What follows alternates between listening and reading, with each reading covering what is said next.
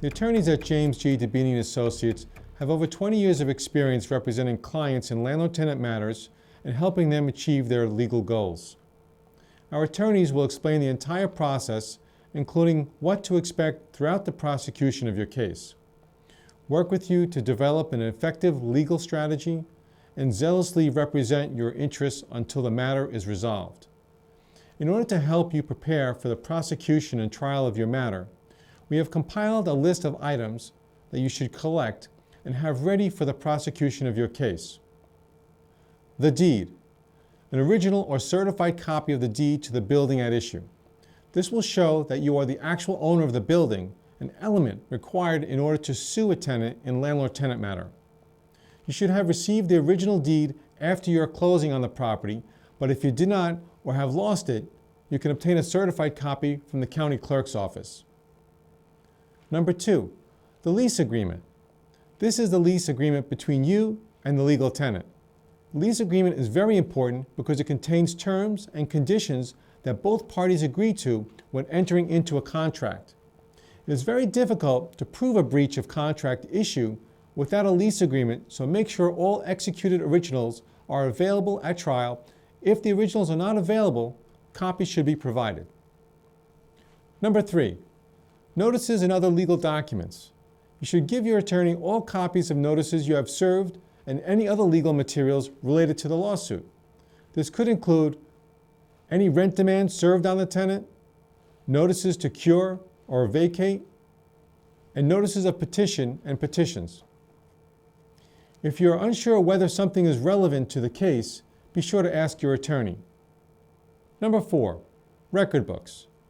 These records include all rent ledgers and receipt copies, records of your rental income from the tenant, records of the expenses paid related to the tenancy, and log of all repairs, alterations, and/or renovations to rental unit at issue.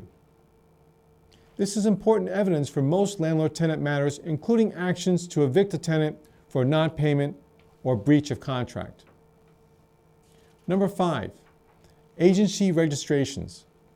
This includes certified copies of registrations filed with the Division of Housing and Community Renewal, or DHCR. The DHCR is responsible for the supervision, maintenance, and development of affordable low, moderate income housing in New York State. If the building at issue is rent stabilized or rent controlled, you're required to file apartment registrations and renew them annually. If you have not registered your apartment with DHCR or behind on renewals, you could be subject to penalties and forced to pay your tenant back rent.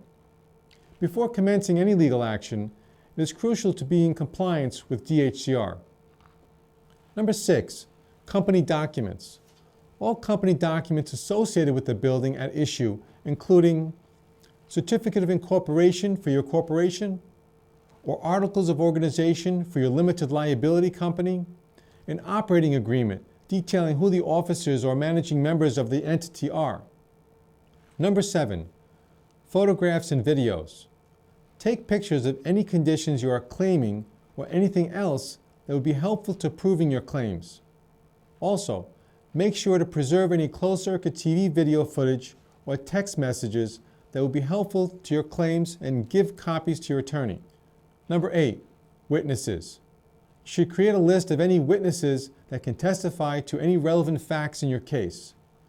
This list may include the super or porter, neighbors, contractor who serviced the tenant's premises, property manager or landlord, and other witnesses that will be helpful to establish the landlord's claim. This list should include their full name and contact information. You should advise your attorney who will be available for trial to provide testimony in support of your claim. All of the witnesses should be prepared to testify to the date, time, and location of the events that may be the basis for commencement of the action.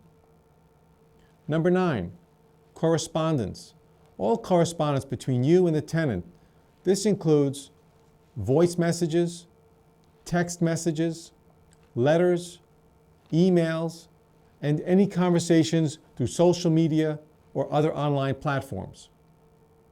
Number 10, other documents. The above are items we ask our landlord clients to give us on the outset of their landlord-tenant matter. We rely on these items to help us fully understand their case, develop the litigation strategies, and draft all necessary legal documents such as notices, petitions, and motions. If you are unclear if a document is relevant or not, just ask your attorney. The stated documents, unless otherwise specified, should be originals or certified copies. Please visit our website at www.dibbinilaw.com or www.evictionrealestatelaw.com for more information regarding non-payment proceedings. Thank you.